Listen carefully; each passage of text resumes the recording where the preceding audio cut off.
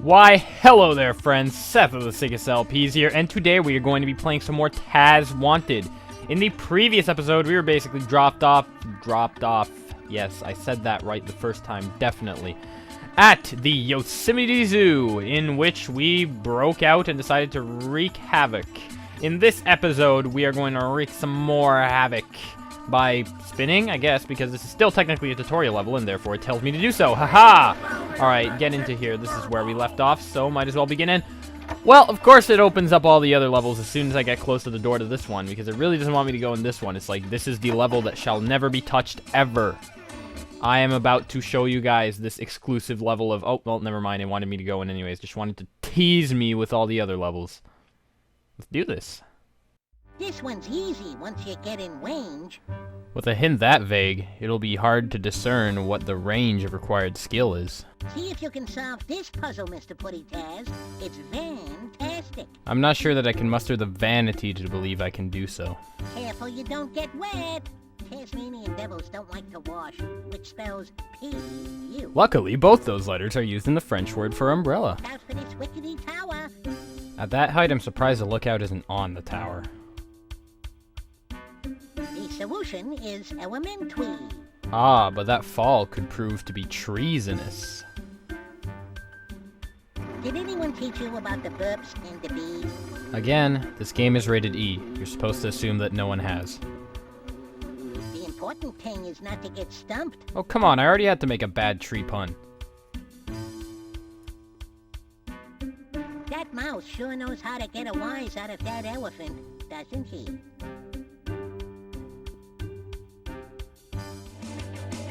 Alright, friends, this is the first level in the game, I guess. Objective, destroy all 7 Taz Wanted posters. Bonus, collect 100 sandwiches. Yes, it's basically explaining everything for me so that I do not have to do any of that. And yes, these, all you see here, these basically tie into the stats that you may have noticed upon going near the entry of the level. You might have noticed there were a ton of stats that popped up. That'll all make sense later on. Right now, sandwiches everywhere. Jeez, okay. It's friggin', they just left out a ton of sandwiches. Alright, so, if we get to eat all these sandwiches, then we are definitely going to get bloated, but we can still apparently spin around. I guess spinning does burn a lot of calories, according to this game. Let us go. Yes, this is Zuni Tunes, the first level. As you can see, there was a cinematic in which Tweety Bird gave you a ton of punny definitions as to what you're going to be doing, because, well, he basically shows you where everything is. That's basically a theme. They show you the key points of the level, and you have to kind of figure out what to do with that on your own. As you can see, this one was kind of a walk-in thing. You just kind of walked in and just destroyed it. So, yeah, we really needed him to show us that that was there. I don't know, maybe we wouldn't have thought it was important. I mean, it's just our face on a stick. You know, some people would even like to have their face on a stick. Yeah, every freaking... Okay, never mind. Not their actual face, but, you know, their printed out face. Alright, so let's... don't go into the exit. That is the exit. So, as you can see, we got this thing here. What does this give us? The little Acme box, and by little I mean is kind of twice Taz's size. So, unless Taz is like a Pikmin or something, I don't think it's actually that small. And, whoa! We are... Roller skating. What am I talking about? This is... elephant boarding? Elephant boarding. Can you imagine snowboarding on an elephant's back? No, we are Skateboard Taz. Let us do this, shall we? Yes, so... ah! Well, it looks like Skateboard Taz is going to come in handy. So, yes, counterintuitively, you cannot spin into these guys, by the way. If I've ever never shown... I might as well show you. Yep, you can't... Well, you can actually spin in. I lied. I'm a big liar. No. If you spin into them, they fall and they get stunned. But generally, if they're looking at you, it won't work out too well. And if they're stunned, it doesn't get rid of them for good. It also lets you skateboard on them. And whoa! Whoa! Whoa! You're not an elephant! I'm an elephant boarder exclusively. Okay. Okay. No, this guy. Okay. Okay, what is this guy? Okay, so you can't go past there. He has... and I suck. Yep. Okay, so apparently elephant boarding really doesn't work if you don't have an elephant to board onto. Alright. Prepare to be boarded, elephant. Let's actually do this the correct way this time, yes. So, as you can see, I am making it a theme of totally missing all of my abilities. So, yes, you press X or Y when you got the skateboarding thing going on, and then you can just basically skateboard your way into those guys if you're not terrible at aiming it like me. You probably generally want to do it when they're not paying attention to you, because as soon as you get in close at this point, see, he starts running after you, and he's a pretty scary guy, even though, okay, he's not that scary. Kind of reminds me of the guy in, is it Pink Panther? don't know. He turned his back on us, though, so this is when we're going to crash into him. And apparently, even though spinning at high velocity can destroy a ton of things that skateboarding, God, I can't get it right. The skateboarding apparently cannot. I guess that it cannot destroy those people's lives, or at least I don't know what happens. These guys do not want me to explain anything further. They're like, stop trying to make sense of this. Well, yeah, well, I wanted that sandwich. And I don't know. Sandwich worth drowning for? I don't know. Maybe it was a really good sandwich. I'll let Chad. I don't know anything anymore. Taz be the judge of that. Alright, so now I'm getting crushed by this thing. Oh boy, that's already fun. Yeah, as you can see, this is going great off the bat. So I'm thinking we're going to make a bit more progress in this episode. So why not jump up here? Yes. So as you can see, a lot of sandwiches. You do want to collect the sandwiches, but it's not the main focus. You also want to destroy things because, well, as you may have read at the beginning when I was actually reading it to you, you can basically get a bonus for destroying everything, and that bonus is extra bounty. Bounty is kind of like the score of this game. Yes, this is another game that makes a point of not letting you die ever, but, you know, death is not generally a good thing, so I don't know why you'd want to die in a video game. And you still get to show off how elite you are if you get a really high score comparatively to someone who gets caught all the time like me. So, why not just disregard anything that had to do with that and monkey our way up here? Stop monkeying around, Taz. No, seriously, get up there. How do I...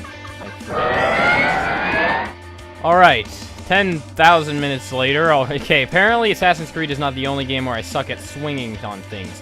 Regardless, enough monkeying around, I would like to point out that you actually, counterintuitively, do not want to go when you're at your peak of momentum, but you actually want to go before the peak, so it actually throws you farther. I don't know how that works. Honestly, my whole practice run, I didn't know that. It's okay, you won't have to swing on monkeys every 2 seconds in this game. Thank goodness. Alright, so... Monkey, let's do this. Propel me all the way up to your sanctuary of monkeyism. They do not want me to learn the ways of the monkey. Alright, well, that's not too bad because, honestly, Taz kind of looks like a big ape. I really don't know what he is. Well, he's a Tasmanian devil, of course, but you know. It's hard to tell exactly what that entails. Regardless, get me up there. Thank you, monkey. Jeez. These monkeys really don't like me at all. Let's get up here and look around. We've got nothing. Oh, but we've got something up there. So, before we do that, there are a few sandwiches you can get over here, particularly if you're interested. You can bounce around, get sandwiches. I'm kind of worried to do so because I do not want to have to go through all that monkey business again. Let's do this and get all the way up to that van, car, truck thing, and right on the corner, Taz.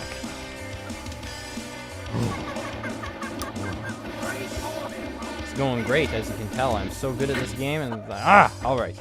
So yes, not a big secret here. You just spin into this thing, and eventually it'll start falling in slow motion. Yeah, as soon as you destroy a wanted poster, everything gets all tense, and you get super slow motion power feedback. I don't know. Yeah, well, you get feedback on how well you did by how well you drowned the car. What is there? Someone in that car? You cruel, cruel monster, Taz. I don't know. I'm pretty sure that no one decided to stay in the car after it's been abandoned up here for a while. I mean, they could have jumped into the water. It doesn't look that low. And apparently, well, if we jump down there, apparently we just drown and respawn somewhere else. So it's very easy to survive that encounter. In fact, I'm going to have to say that that is indeed something that we're going to do. And this is kind of a glitch type situation. Doesn't really work like it's supposed to. Wait, actually, oh, never mind. I can just go there. No, okay. There is a kind of glitch situation where if you head down here and you fall here, it's actually going to bring you up, and it didn't do it. Okay.